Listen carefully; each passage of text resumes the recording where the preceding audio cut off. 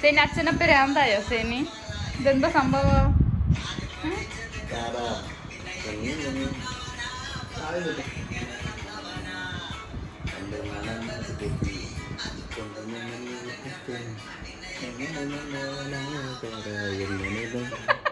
അപ്പ ഭയങ്കര ഗൗരവത്തില.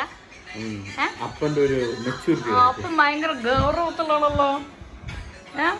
അപ്പ അപ്പ സൈഡപ്പ പോകുമ്പോ എന്തൊരു ഗൗരവ ഈ അപ്പന്റെ ഒരു കാര്യം. അപ്പൊ ഒന്ന് വേഗം കഴിക്കുവോ?